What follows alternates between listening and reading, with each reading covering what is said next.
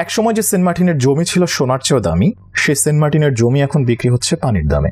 জীবিকার অনিশ্চয়তায় বাড়ছে ঋণের বোঝা, হিমশিম খেতে হচ্ছে সংসার চালাতে। আর সংকট থেকে মুক্তি পেতেই ভিটেমাটি বিক্রি করে দ্বীপ ছাড়ার সিদ্ধান্ত নিয়েছেন স্থানীয় বাসিন্দারা। আজ থেকে বছর কয়েক আগেও সেন্ট মার্টিনের জমি কিনতে ব্যর্থ হয়েছেন প্রভাবশালী ধনকুবেররাও। একটি রিসোর্ট বা জমি কেনার জন্য দেশের প্রত্যন্ত অঞ্চলের পর্যটন ব্যবসায়ীরা হুমড়ি খেয়ে পড়ত। সে সেন্ট মার্টিনের বাসিন্দারাই হোটেল, রিসোর্ট ও ভিটেমাটি বিক্রি করে দ্বীপ ছাড়ছেন। স্থানীয়দের মতে দ্বীপের মানুষের জীবিকা নির্বাহের একমাত্র মাধ্যম ছিল মাছ ধরা ও ট্যুরিজম ব্যবসা। কিন্তু ট্যুরিজমে ভালো আয় হওয়ায় অনেকেই জড়িয়ে পড়েন এই ব্যবসায়। অধিকাংশ মানুষের বসত ভিটা রয়েছে একটি করে রিসোর্ট ও সাথে তাদের থাকার ঘর। মৌসুমে পরিবার পরিজন নিয়ে থাকার ঘরও ভাড়া দিতে হয় অনেক সময়। এমন অবস্থা চলে আসলেও গত বছর থেকে বন, পরিবেশ ও জলবায়ু পরিবর্তন মন্ত্রণালয়ের কঠোর নির্দেশনায় পর্যটক সীমিত করা হয়। কক্সবাজারের সেন্ট মার্টিনের এক সময়ের পর্যটন নির্ভর অর্থনীতি এখন মারাত্মক সংকটে পড়েছে। দ্বীপের বাসিন্দারা জীবিকার তাগিদে একের পর এক রিসোর্ট, হোটেল ও বসত ভিটা বিক্রি করে দ্বীপ ছেড়ে যাচ্ছেন। আগে যেখানে দেশের নানা প্রান্তের বিনিয়োগকারীরা রিসোর্ট স্থাপনে আগ্রহী ছিলেন, এখন সেই জমি স্থানীয়দের হাতে বিক্রির জন্য তোলা হচ্ছে। সরকারি নির্দেশনা অনুযায়ী নভেম্বর থেকে পর্যটকদের জন্য দ্বীপ উন্মুক্ত করা হলেও রাত্রি যাপনের অনুমতি ছিল না। এতে করে পর্যটকরা সকাল থেকে বিকাল পর্যন্ত মাত্র কয়েক ঘন্টা অবস্থান করে ফিরে যেতে বাধ্য হন।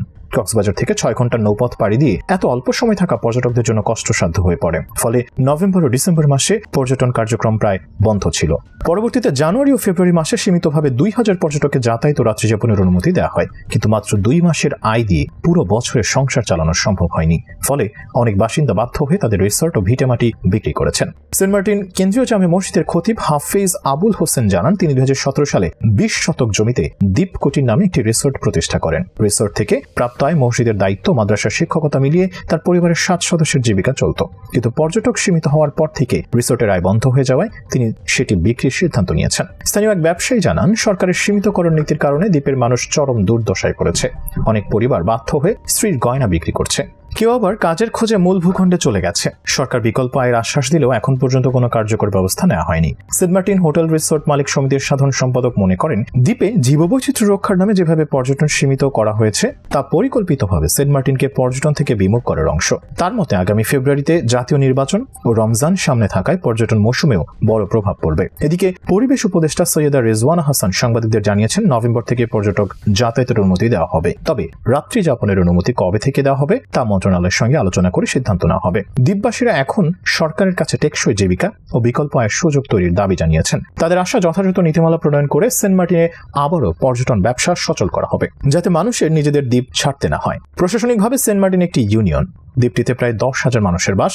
টেকনাফ উপজেলার ভূমি কার্যালয়ের তথ্য অনুযায়ী সেন্ট মার্টিন ইউনিয়নের আয়তন 1977 একর। ফসলি জমি সহ ব্যক্তি মালিকানাধীন ভিটেমাটির পরিমাণ প্রায় 800 একর। স্থানীয় বাসিন্দারা জানান, বর্তমানে দ্বীপের 34টি পরিবারের কাছে 50 থেকে 60 একরের মতো জমি আছে। বাকিদের জমি গত 3 দশকে নানাভাবে নিজেদের দখলে নিয়েছেন আওয়ামী লীগ, বিএনপি সহ বিভিন্ন রাজনৈতিক দলের নেতা, আমলা, বিভিন্ন বাহিনীর সাবেক কর্মকর্তা, ব্যবসায়ী, আইনজীবী, সাংবাদিক সহ প্রভাবশালীরা। কেউ কেউ অতীতে জমি কিনেছেন, কেউ কেউ বায়না চুক্তি অথবা ইজারার মাধ্যমে জমি দখলে নিয়েছেন। সেন্ট মার্টিনের রাস্তার মোড়ে মোড়ে, চায়ের দোকানে, যেখানেই মানুষ জড়ো হচ্ছে, সবার একটাই প্রশ্ন, কি হতে যাচ্ছে সেন্ট মার্টিন নিয়ে? কিভাবে তাদের রিজিকের ব্যবস্থা হবে? দ্বীপটিতে 209টি রিসোর্ট ও কটেজের মধ্যে 59টি স্থানীয়দের, 84টি ঢাকা সহ বিভিন্ন শহরের মানুষের, আর 66টি স্থানীয় বাড়ি কটেজ হিসেবে ব্যবহার হয়। অধিকাংশ প্রতিষ্ঠানই এখন বন্ধ। প্রতি বছর নভেম্বর থেকে ফেব্রুয়ারি পর্যন্ত এই 4 মাস সেন্ট মার্টিনে পর্যটকরা ভ্রমণ করতে পারেন, তবে এই বছর তাতে ছন্দপতন হয়েছে। এবার অন্তর্বর্তী সরকার সিদ্ধান্ত নিয়েছে, নভেম্বরে সেন্ট মার্টিনে কোনো পর্যটক রাত্রি যাপন করতে পারবেন না। আর ডিসেম্বর ও জানুয়ারিতে দিনে সর্বোচ্চ 2000 পর্যটক ভ্রমণ এবং রাত্রি যাপন করতে পারবেন। ফেব্রুয়ারিতে পর্যটক যাতায়াত বন্ধ থাকবে। কারণ হিসেবে বলা হয়েছে, সেন্ট মার্টিনের জীববৈচিত্র্য রক্ষা করতে হবে, বন্ধ করতে হবে প্লাস্টিক ও পলিথিনের ব্যবহার। সেন্ট মার্টিনের যাত্রী পরিবহন বোট মালিক সমিতির সভাপতি রশিদ আহমেদ বলেন, পরিবেশ রক্ষার কথা বলছে সরকার, কিন্তু নেপথ্যে কি আছে তা সরকারই ভালো জানে। হঠাৎ করে সিদ্ধান্ত নিল, আমরা কিছুই জানি না। এখানে শুধু স্থানীয় মানুষ নয়, অনেক উদ্যোক্তা বড় বিনিয়োগ করেছেন। সরকার সিদ্ধান্ত না পাল্টালে সবাইকে পথে বসতে হবে। তিলোত্তমা ইকো রিসোর্টের মালিক ও স্থানীয় পরিবেশবাদী বলেন, পর্যটক বন্ধের কারণ হিসেবে সরকার পরিবেশের কথা বলছে, বাস্তবে হিসাব মিলছে না। পর্যটক বন্ধ করে পরিবেশ রক্ষা করা যাবে না। তিনি বলেন, বুড়িগঙ্গার নিচে 8 ফুট পলিথিন, এই নদী উদ্ধারের উদ্যোগ নেই, কিন্তু বিচ্ছিন্ন একটি দ্বীপ নিয়ে এক এক সময় এক এক ধরনের কথা বলা হচ্ছে। ফলে সব মিলিয়ে বিপাকে পড়েছেন সেন্ট মার্টিনের নিম্ন আয়ের মানুষ। আর এই সমস্যার হাত থেকে বাঁচতেই দ্বীপ ছাড়ার সিদ্ধান্ত নিয়েছেন তারা।